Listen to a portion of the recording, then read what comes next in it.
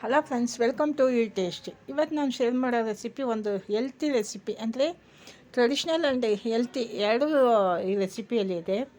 ಅಂದರೆ ಏನಂದರೆ, ಇವತ್ತು ನಾನು ರಾಗಿ ದೋಸೆ ಮತ್ತು ಹುಚ್ಚಳ ಚಟ್ನಿ ಇದನ್ನು ಮಾಡ್ತಾಯಿದ್ದೀನಿ. ಇದನ್ನು ಹೆಂಗೆ ಮಾಡೋದಂತ ನೋಡ್ಕೊಳ್ಳೋಣ ಬನ್ನಿ ಫ್ರೆಂಡ್ಸ್, ವೀಡಿಯೋಗೆ ಹೋಗೋಣ. ಅದಕ್ಕೂ ಮುಂಚೆ ನನ್ನ ವೀಡಿಯೋ ಫಸ್ಟ್ ಟೈಮ್ ನೋಡೋದಾದರೆ ಸಬ್ಸ್ಕ್ರೈಬ್ ಮಾಡ್ಕೊಂಡು ನೋಡಿ, ಪಕ್ಕದಲ್ಲಿರೋ ಬೆಲ್ಲೈಕನ್ನ ಪ್ರೆಸ್ ಮಾಡಿ. ನಾನು ಹಾಕೋ ವೀಡಿಯೋ ನಿಮ್ಗೆ ತಕ್ಷಣ ಬರುತ್ತೆ ಫ್ರೆಂಡ್ಸ್. ಫ್ರೆಂಡ್ಸ್, ಈ ರಾಗಿ ದೋಸೆ ತುಂಬ ಹೆಲ್ತಿ ರೆಸಿಪಿ. ಅಂದರೆ ರಾಗಿಯಲ್ಲಿ ನಾನು ಏನೇ ಮಾಡಿದ್ರು ಅದು ಹೆಲ್ತಿ ಅಂತೀನಿ, ಯಾಕಂದರೆ ಅದು ಅಷ್ಟು ಒಳ್ಳೆಯ ರೆಸಿಪಿ.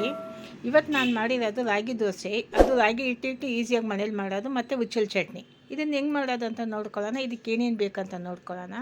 ಫಸ್ಟು ಒಂದು ಅರ್ಧ ಲೋಟ ಉದ್ದಿನ ಕಾಳು ತೊಗೊಂಡಿದ್ದೀನಿ. ಒಂದು ಮುಕ್ಕಾಲು ಲೋಟ ಅಷ್ಟು ಸೊಸೈಟಿ ಅಕ್ಕಿನೇ ಇವತ್ತು ತೊಗೊಂಡಿರೋದು ನಾನು, ದೋಸೆ ಅಕ್ಕಿ. 1 ಸ್ಪೂನ್ ಅಷ್ಟು ಮೆಂತ್ಯ, 1 ಟೀ ಸ್ಪೂನ್ ಮೆಂತ್ಯ. ಈಗ ಇದನ್ನು ಕ್ಲೀನಾಗಿ ಒಂದು 4-5 ಸತಿ ತೊಳ್ಕೊಂಡು ಒಂದು 5ರಿಂದ 6 ಅವರ್ ನೆನೆಯೋಕ್ಕಣ.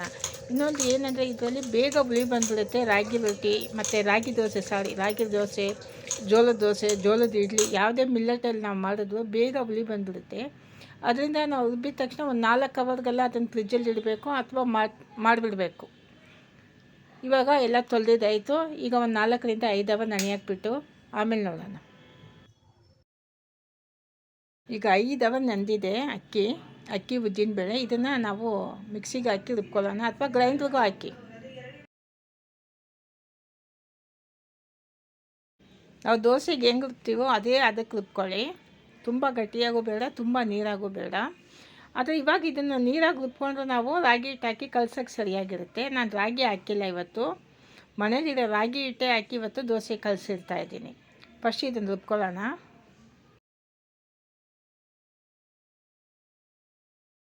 ಅಕ್ಕಿ ಉದ್ದಿನಬೇಳೆ ರುಬ್ಬಿದ್ದಾಯಿತು. ಈಗ ಒಂದು 3 ಲೋಟ ಅಷ್ಟು ನಾನು ರಾಗಿ ಹಿಟ್ಟೆ ತಗೊಳ್ತೀನಿ. 3 ಲೋಟ, ಅರ್ಧ ಲೋಟ ಉದ್ದಿನಕಾಳು, ಮುಕ್ಕಾಲು ಲೋಟ ಅಕ್ಕಿ, 3 ಲೋಟ ರಾಗಿ ಹಿಟ್ಟು. ಈಗ ರುಬ್ಬಿರೋ ಹಿಟ್ಟು ಮಿಕ್ಸಿಯಲ್ಲಿ ನಾವು ರುಬ್ಬಿದ್ವಲ್ಲ, ಅಕ್ಕಿನೋ ಉದ್ದಿನಬೇಳೆನೋ, ಅದನ್ನು ಸೇರಿಸಿ ಚೆನ್ನಾಗಿ ಇದನ್ನು ಮಿಕ್ಸ್ ಮಾಡ್ಕೋಬೇಕು. ಫಸ್ಟು ನೀವು ಮಿಕ್ಸಿ ಒಂದು ಸ್ವಲ್ಪ ತೊಳೆದು ಆ ನೀರು ರೆಡಿಯಾಗಿ ಇಟ್ಕೊಳ್ಳಿ. ಸಾಕಾಗಿಲ್ಲ ಅಂದರೆ ಇವಾಗ ನೀರು, ಮತ್ತು ಅದೇ ನೀರನ್ನ ಸೇರಿಸ್ಕೊಳ್ಳೋಣ. ಯಾಕಂದರೆ ಮಿಕ್ಸಿಯಲ್ಲಿ ತುಂಬ ಇರುತ್ತೆ, ಯಾಕಂದರೆ ಉದ್ದಿನಬೇಳೆ ಅಲ್ವಾ ಹಾಕಿರೋದು ಜಾಸ್ತಿ, ಉದ್ದಿನಬೇಳೆ ಅಕ್ಕಿ, ಅದರಿಂದ ಅಂಟ್ಕೊಂಡಿರೋದೆಲ್ಲ ಕ್ಲೀನಾಗಿ ತೊಳೆದಿಟ್ಕೊಳ್ಳಿ. ಸಾಕಾಗಿಲ್ಲ ಅಂದರೆ ಅದನ್ನು ಸೇರಿಸ್ಕೋಬೋದು. ಚೆನ್ನಾಗಿ ಮಿಕ್ಸ್ ಮಾಡಿ.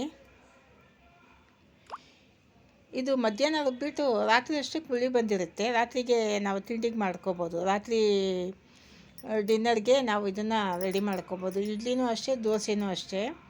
ಮಿಲ್ಲೆಟಲ್ಲಿ ನೀವೇನೇ ಮಾಡಿದ್ರು ಬೇಗ ಹುಳಿ ಬಂದುಬಿಡುತ್ತೆ. ಜೋಳದಲ್ಲಿ ಮತ್ತು ಸಜ್ಜೆಯಲ್ಲಿ ಮಾಡ್ತೀನಿ, ಅದು ಅಷ್ಟೇ ಬೇಗ ಹುಳಿ ಬರುತ್ತೆ. ಮತ್ತು ರಾಗಿಯಲ್ಲೂ ಬೇಗ ಹುಳಿ ಬರುತ್ತೆ. ಅದರಿಂದ ಒಂದು 4 ಅವರ್ 3 ಅವರ್ ಸಾಕು.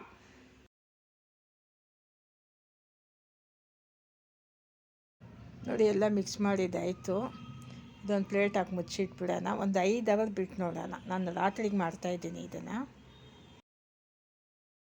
ಮಧ್ಯಾಹ್ನ ಒಂದು 3 ಗಂಟೆಗೆ ನಾನು ಮಿಕ್ಸ್ ಮಾಡಿಟ್ಟಿದ್ದು. ಈಗ 8 ಗಂಟೆ ಆಯಿತು ನೋಡಿ, ಚೆನ್ನಾಗಿ ಹುಳಿ ಬಂದು ಮೇಲೆ ಬಂದಿದೆ. ಇದನ್ನು ಎಷ್ಟು ಬೇಕೋ ಅಷ್ಟು ತೊಗೊಂಡು ಮಿಕ್ಕಿದ್ದು ತಕ್ಷಣ ಫ್ರಿಜ್ಜಲ್ಲಿ ಇಟ್ಬಿಡಬೇಕು, ಯಾಕಂದರೆ ಬೇಗ ಹುಳಿ ಬಂದುಬಿಡುತ್ತೆ. ಅದರಿಂದ ಈಗ ನಾನು ಅದನ್ನೇ ಮಾಡ್ತೀನಿ. ಎಷ್ಟು ಬೇಕೋ ಅಷ್ಟು ಇಟ್ಕೊಂಡು ಮಿಕ್ಕಿದ್ದು ಫ್ರಿಜ್ಜಲ್ಲಿ ಇಡ್ತೀನಿ.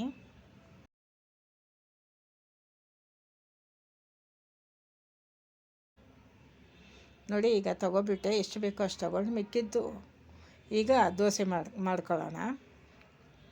ಇದಕ್ಕೆ ಉಪ್ಪು, ರುಚಿಗೆ ತಕ್ಕಷ್ಟು ಉಪ್ಪು ಸೇರಿಸ್ಕೊಂಡು ಒಂದು ಪಿಂಚು ಅಷ್ಟು ಸೋಡಾ ಹಾಕಿ. ಇದು ಆಪ್ಷನ್ ನಿಮ್ಗೆ ಸೋಡಾ, ನಾನು ಸೋಡಾ ಹಾಕಿದ್ದೀನಿ ಇವತ್ತು. ಸಕ್ಕರೆ ಒಂದು ಅರ್ಧ ಸ್ಪೂನ್ ಸಾಕು ಸಕ್ಕರೆ. ಇದನ್ನು ಚೆನ್ನಾಗಿ ನೀರು ಒಂದು ಸ್ವಲ್ಪ ಹಾಕಿ ಮಿಕ್ಸ್ ಮಾಡ್ಕೊಳ್ಳಿ.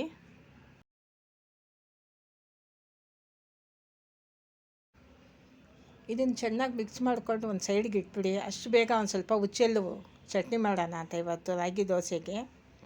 ಅದನ್ನು ರೆಡಿ ಮಾಡ್ಕೊಳ್ಳೋಣ. ಫಸ್ಟ್ ನಾನು 1 ಕಪ್ ಹುಚ್ಚೆಳ್ಳು ತೊಗೊಂಡಿದ್ದೀನಿ. ಬರೀ ಎಣ್ಣೆ ಏನಿಲ್ಲದೆ ಬರೀ ಬಾಣಲಿಗೆ ಹಾಕ್ಕೊಂಡು ಹುರಿತಾಯಿದ್ದೀನಿ. Non stick. ಫಸ್ಟು ಒಂದು 2ರಿಂದ 3 ನಿಮಿಷ ಬರೀ ಹುಚ್ಚೆಳ್ಳು ಹುರಿದ್ಬಿಟ್ಟು ಆಮೇಲೆ ಬೆಳ್ಳುಳ್ಳಿ ಏನೇನು ಸೇರಿಸ್ಕೋಬೇಕೋ ಅದೆಲ್ಲ ಒಂದೊಂದೇ ಸೇರಿಸ್ಕೊಳ್ಳಿ. ಫಸ್ಟು ನಾನು ಬೆಳ್ಳುಳ್ಳಿ ಸೇರಿಸಿದ್ದೀನಿ. ಈಗ ಒಣಮೆಣ್ಸಿನ್ಕಾಯಿ ಒಂದು 4, ಅದನ್ನು ಜೊತೆಗೆ ಸೇರಿಸಿ ಚೆನ್ನಾಗಿ ಹುರ್ಕೊಳ್ಳಿ. ಆದಷ್ಟು ಲೋ ಮೀಡಿಯಮ್ ಫ್ಲೇಮ್ ಇಟ್ಕೊಳ್ಳಿ.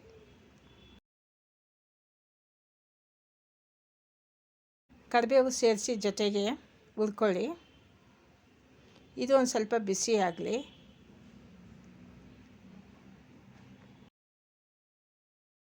ಜೊತೆ ಕೊತ್ತಂಬರಿ ಸೊಪ್ಪು ನಿಮ್ಗೆ ಎಷ್ಟು ಬೇಕೋ ಅದಕ್ಕೆ ತಕ್ಕಂಗೆ ಸೇರಿಸ್ಕೊಳ್ಳಿ. ಈಗ ಕಾಯಿ ತುರಿದು ಸೇರಿಸ್ಕೊಬೋದು. ನಾನು ಕಾಯಿನೇ ಕಟ್ ಮಾಡಿ ಹಾಕಿದ್ದೀನಿ. ಒಂದು ಸ್ವಲ್ಪ ಜಾಸ್ತಿ ಹಾಕೋಕ್ಕೆ ಹೋಗಬೇಡಿ, ಟೇಸ್ಟ್ ಕಡಿಮೆ ಆಗುತ್ತೆ ತೆಂಗಿನಕಾಯಿ ಜಾಸ್ತಿ ಹಾಕಿದ್ರೆ. ಇದೆಲ್ಲ ಸೇರಿಸಿ ಚೆನ್ನಾಗಿ ಫ್ರೈ ಮಾಡ್ಕೊಳ್ಳಿ. ಬಿಸಿ ಆಗಬೇಕೆಲ್ಲ ಚೆನ್ನಾಗಿ ಬಾಡಿಸ್ಕೊಳ್ಳಿ.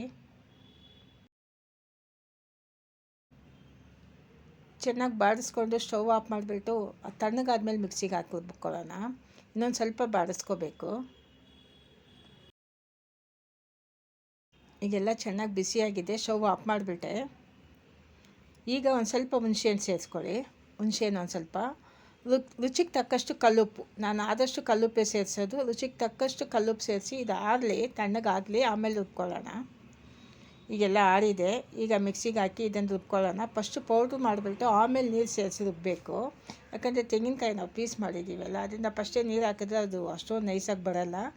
ಅದರಿಂದ ಫಸ್ಟು ಪೌಡ್ರ್ ಥರ ಮಾಡಿಬಿಟ್ಟು ಆಮೇಲೆ ನೀರು ಹಾಕಿ ರುಬ್ಕೊಳ್ಳೋಣ.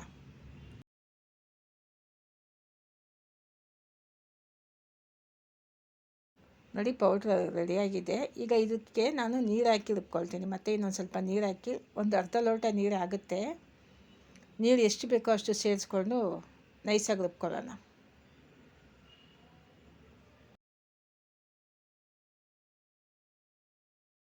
ಈಗ ಚಟ್ನಿ ರುಬ್ಬಿದ್ದಾಯಿತು. ಇದಕ್ಕೊಂದು ಒಗ್ಗರಣೆ, ಬರೀ ಸಾಸಿವೆ ಕರಿಬೇವು.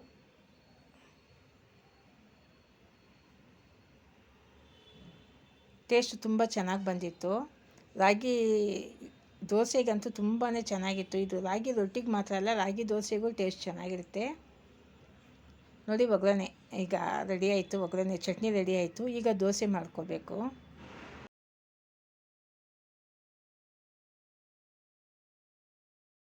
ನಾನು ದೋಸೆಗೆ ಆವಾಗಲೇ ಎಲ್ಲ ಕಲಸಿಟ್ಬಿಟ್ಟಿದ್ದೆ, ಉಪ್ಪೆಲ್ಲ ಹಾಕಿ. ಈಗ ಒಂದು ಕಡೆ ಇಟ್ಟಿದ್ದೀನಿ. ಅದು ಕಾದಿದ ತಕ್ಷಣ ದೋಸೆ ಮಾಡೋದೆ. ಫಸ್ಟ್ ಈರುಳ್ಳಿ ರಫ್ ಮಾಡ್ಕೊಳ್ಳೋಣ. ನಿಮ್ಗೆ ಎಷ್ಟು ಸಣ್ಣ ಬೇಕೋ ಅಷ್ಟು ಸಣ್ಣ ಬರುತ್ತೆ.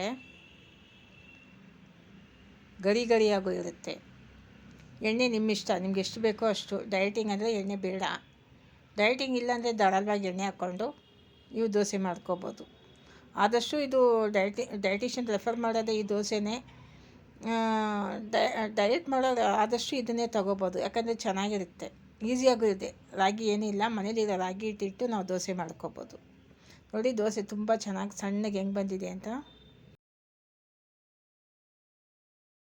ಇದಕ್ಕೆ ಈರುಳ್ಳಿ ಎಲ್ಲ ಹಾಕಿನೂ ಮಾಡ್ಕೊಂಡು ತಿನ್ಕೋಬೋದು. ಚೆನ್ನಾಗಿರುತ್ತೆ. ಈರುಳ್ಳಿ ಎಲ್ಲ ಹಾಕಿದ್ರೆ ಸಣ್ಣಗೆ ಹೆಚ್ಚಿಬಿಟ್ಟು ಹಾಕಿದ್ರೆ ತುಂಬ ಚೆನ್ನಾಗಿರುತ್ತೆ. ಆದರೆ ಅದು ಲೈಟಾಗಿ ಫ್ರೈ ಮಾಡ್ಕೊಂಡು ಹಾಕಬೇಕು ಈರುಳ್ಳಿನ.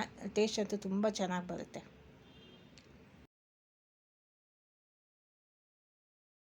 ನೋಡಿ ಫ್ರೆಂಡ್ಸ್, ರಾಗಿ ದೋಸೆ ಎಷ್ಟು ಚೆನ್ನಾಗಿ ಬಂದಿದೆ. ಸಣ್ಣಗೂ ಬಂದಿದೆ. ನಿಮ್ಗೆ ದಪ್ಪ ಬೇಕಾದರೂ ದಪ್ಪ ಮಾಡ್ಕೋಬೋದು. ಆದರೆ ಆದಷ್ಟು ಸಣ್ಣ ಇದ್ರೇ ಎಲ್ಲರಿಗೂ ಇಷ್ಟ ಆಗೋದು. ಹುಚ್ಚೆಳ್ಳು ಚಟ್ನಿಗಂತೂ ತುಂಬ ಚೆನ್ನಾಗಿ ಕಾಂಬಿನೇಷನ್, ತುಂಬ ಚೆನ್ನಾಗಿರುತ್ತೆ ಈ ದೋಸೆ.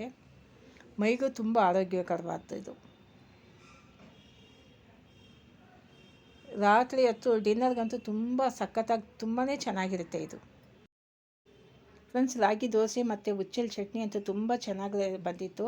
ನಿಮಗೆ ವಿಡಿಯೋ ಇಷ್ಟ ಆದರೆ ಶೇರ್ ಮಾಡಿ, ಲೈಕ್ ಮಾಡಿ, ಸಬ್ಸ್ಕ್ರೈಬ್ ಮಾಡಿ. ನಾನು ಒಳ್ಳೊಳ್ಳೆ ವಿಡಿಯೋ ಕೊಡ್ತಾ ಇರ್ತೀನಿ. ಮುಂದಿನ ವಿಡಿಯೋದಲ್ಲಿ ನೋಡೋಣ.